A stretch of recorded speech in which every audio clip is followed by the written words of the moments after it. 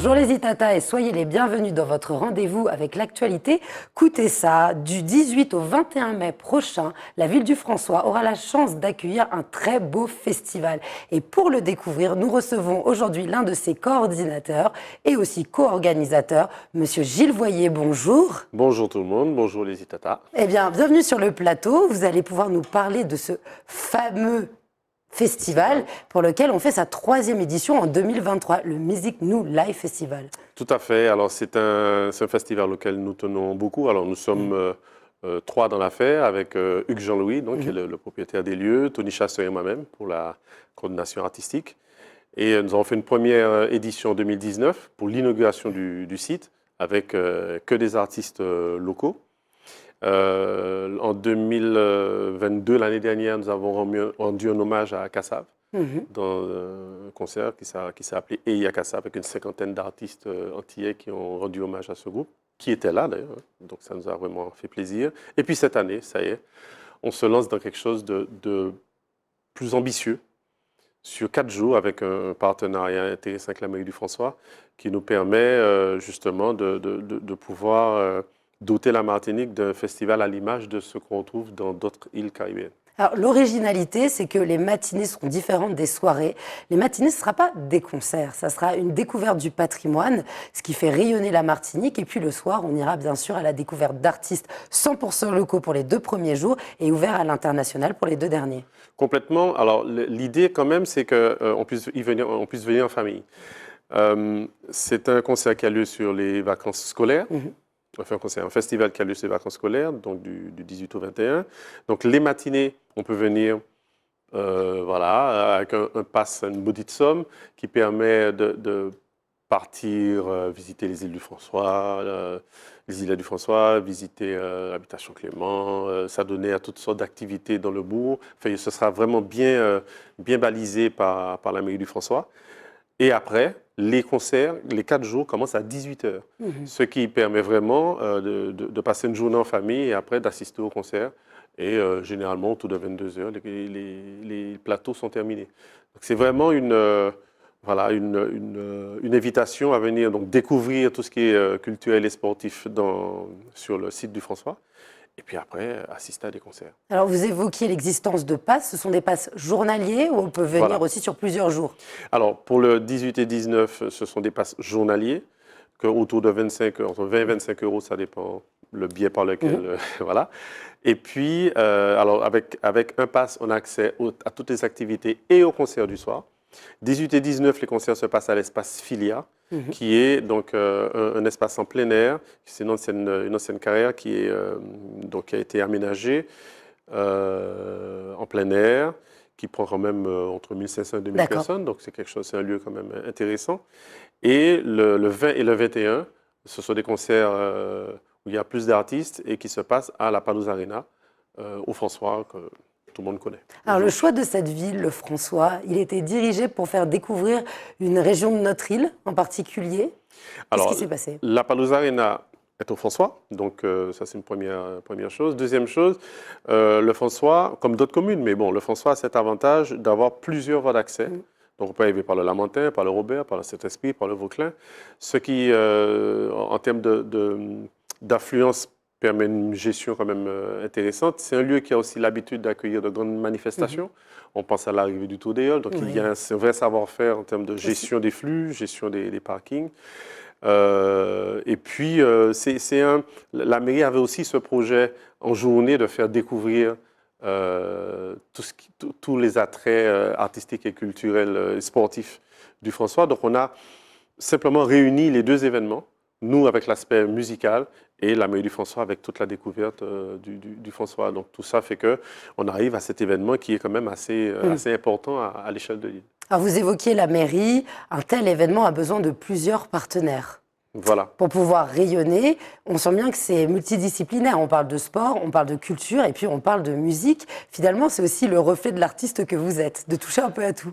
Alors oui, c'est vrai que je touche à pas mal de choses, mais dans ce que je fais, je m'associe avec des gens qui ont un peu la même vision. des choses comme moi. Et là, que ce soit avec Jean-Louis ou Tony Chasseur, on a été vraiment séduits par cette image d'offrir quelque chose où on peut zapper, passer d'une activité à l'autre. Alors évidemment, les concerts, on est plutôt focalisé sur ce à quoi on assiste. Mais dans la journée, on peut faire plein de choses. Et c'est un concept que j'aime bien. Et passer du bon temps. Alors, si vous le voulez bien, on va pouvoir balayer les 4 jours. Les 2 premiers jours sont vraiment sur la musique locale. Pouvez-vous nous présenter les artistes présents? Alors, nous allons... quand on fait un festival en Martinique, moi j'estime qu'il faut absolument donner une place conséquente aux artistes locaux. Donc, le 18 et 19 sont exclusivement des artistes locaux qui sont sur scène.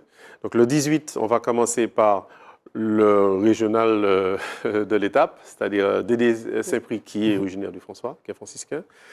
En grande formation, évidemment. J'insiste un petit peu beaucoup, mais c'est d'abord un festival live. Donc, tous les artistes qui vont se produire vraiment en live. Ils ne sont jamais seuls, les musiciens ont toute leur place. Formation. Voilà.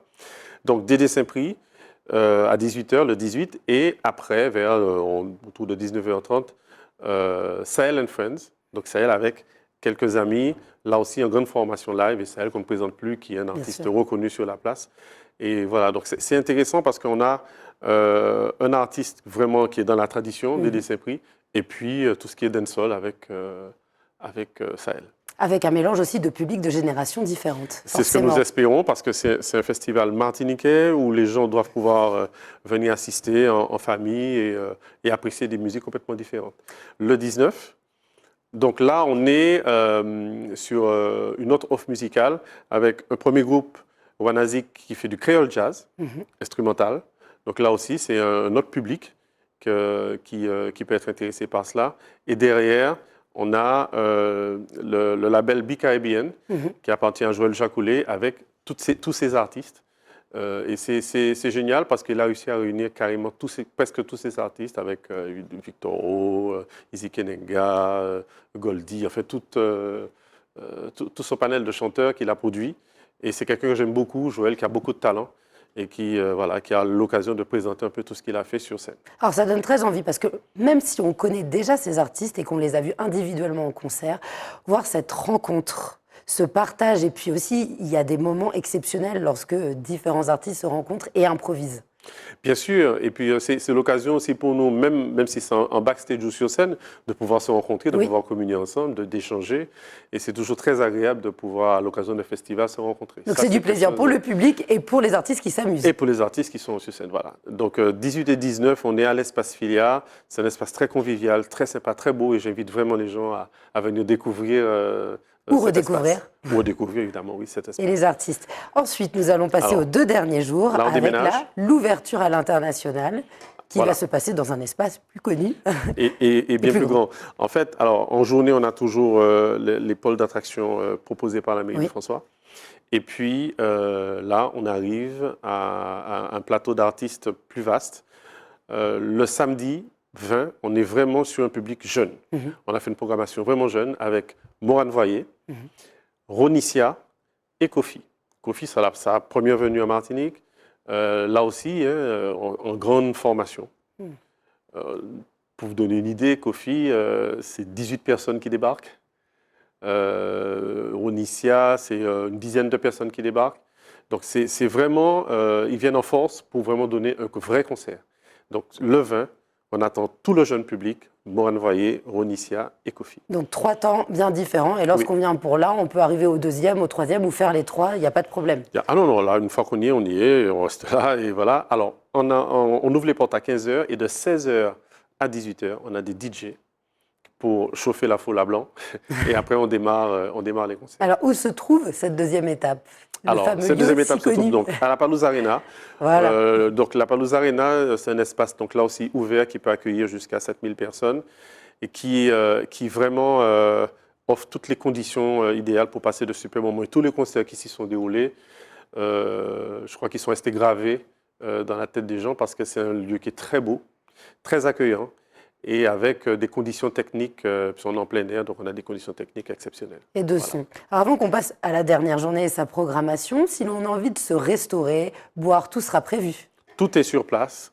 boire, se restaurer avec différentes boxes qui vont proposer plusieurs types de restauration.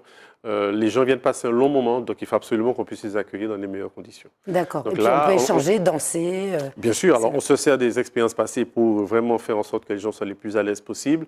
Et puis, on n'est pas coincé sur une chaise, on est debout. Alors, on peut emmener sa petite chaise et s'asseoir si on veut, mais on peut danser, on peut s'éclater. On est en plein air. Le plein air, c'est la joie. Et la fin de journée aussi, avec les températures qui baissent. Alors, moi, j'aime beaucoup les concerts qui commencent à 18h, le soleil se couche. Et j'aime cette espèce de ferveur qu'il y a à ce moment-là où le soleil se couche. Et puis, quand la nuit s'installe, là, on est... Voilà.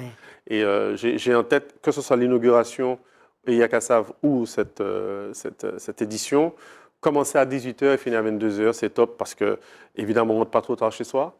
Et on est en pleine forme pour vraiment prendre toutes les vibrations que les artistes ont à donner. Et pour revenir le lendemain. Et pour revenir le lendemain. Le 21 mai. Exactement. Avec là, une programmation avec un public un peu plus mûr, on va dire ça comme ça. Donc, on va commencer par un groupe de créole jazz, là aussi, mais c'est du big band, de musique antillaise, avec 12 cuivres, qui s'appelle Musique au pays, avec une gestion bicéphale, on va dire ça comme ça, Tony Chasseur et Thierry Vaton, qui est l'arrangeur et le compositeur, enfin, voilà, du groupe. Alors, Musique au pays, c'est vraiment un groupe que j'aime beaucoup parce que c'est une musique antillaise, mais arrangée en grand. 12 cuivres, c'est pas rien. Et c'est un big band et c'est intéressant de voir notre musique jouée par un big band. Ça, c'est au début. Après, on a Christophe Maé, que nous sommes très heureux d'accueillir. C'est la première fois qu'il se produit lui aussi en Martinique. Il a très envie de venir. Il vient avec son groupe entier. C'est un nouveau spectacle, en plus, un nouveau concert. Et puis il a un bon groove, hein, donc ça va être un bon il a un mélange. groove, justement, il n'a pas été choisi par hasard. Il a un groove très coloré. Il a beaucoup d'artistes antillais qui ont joué avec lui. Il a une tessiture de voix très spécifique aussi. Très spécifique, et je pense que les gens sont très, très intéressés de le voir en concert. Et enfin, nous terminons avec un groupe mythique, Steel Pulse, voilà, un groupe de reggae, alors basé à Londres, même s'ils sont d'origine jamaïcaine, mais basé à Londres, et qui sont carrément extraordinaires. Je crois que c'est le groupe de reggae pendant les années 80-90 qui était connu, pas autant, mais en tout cas qui avec Bob Marley ont poussé le reggae, ont permis au reggae de vraiment se faire connaître dans le monde entier. Donc, 3 groupes, Musique au pays, Creole Jazz, Christophe Maé, de la variété française, mais très colorée et tropique, et Steel Pulse Reggae, là aussi une offre assez éclectique, mais qui permettra aux personnes de s'identifier parce que nous sommes créoles, c'est-à-dire que nous sommes un mélange de tout ça. Et ça, il faut l'assumer. Alors, cette offre éclectique, elle fait rayonner la Martinique. Ça va permettre aussi de médiatiser ce que l'on est capable d'offrir culturellement, musicalement parlant. Et puis, il y a aussi un aspect économique pour l'île. Ça crée de l'emploi. En tout cas, ça le favorise. Alors, pour ceux qu'il faudrait encore convaincre, l'activité culturelle, c'est aussi une activité économique et qui touche plein de secteurs. Il y a beaucoup d'entreprises qui travaillent sur un festival. La restauration, alors, tout ce qui est restauration, tout ce qui est évidemment l'hôtellerie, il faut loger toutes ces personnes. Il faut tout ce qui est technique, évidemment. Sonorisation, lumière, sécurité. Enfin, il y a un panel d'entreprises touchées par ces activités-là qui est très important. Et là-dessus, il faut vraiment qu'on se rende compte que c'est un booster économique. Chaque festival, chaque concert organisé est un booster économique parce que ça touche à plein de champs. Juste une petite parenthèse, nous avons choisi notre date il y a très longtemps et le festival de Sainte-Lucie donc, est venu s'est reprogrammé à nouveau, parce qu'ils ont toujours été à cette période-là. Alors, on se suit. Hein. Le festival de Sainte-Lucie, c'est du 5 au 14. Nous, c'est du 18 au 21. Et je trouve très intéressant, alors juste après, 27-28, il y a le festival de Maïgalante. Et je trouve très intéressant, justement, de ne pas mettre ces festivals en concurrence, mais au contraire d'en faire une force. Que c'est une dynamique caribéenne. C'est une dynamique finalement. caribéenne qui est très intéressante et ce serait bien de pouvoir communiquer auprès du public américain ou européen, de venir passer un mois de mai musical et de festival extraordinaire. Découvrir les îles Découvrir et les les musiques îles. aussi qui Voilà. en viennent. Donc là-dessus aussi, en termes touristiques, je pense qu'il y a un enjeu intéressant Et plutôt que de mettre les festivals en concurrence, ce serait intéressant de pouvoir l'ouvrir au monde entier et permettre aux gens de venir aux Et les voir dans leur complémentarité.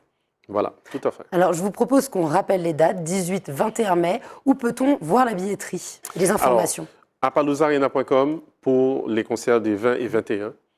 Et pour 18 et 19, de se rapprocher de la mairie du François, qui pourra donc donner les sites. De toute façon, tout se trouve sur Bizouk, tout simplement, sans faire de pub. Mais en tout cas, voilà, c'est important que les gens se mobilisent. Alors là aussi, quand on a des Martiniquais qui s'investissent et qui font, alors là aussi, il faut que le public soit au rendez-vous, de façon à nous donner envie de pouvoir proposer chaque année des plateaux relevés. Voilà. Eh bien, merci beaucoup, Gilles Voyer, d'avoir été parmi nous. On vous verra sur ces 4 jours? Bien sûr. Vous serez un spectateur? Je suis un spectateur, je suis aussi un musicien, mais je suis là partout. Voilà, un véritable plaisir de vous entendre et de vous voir. À très vite.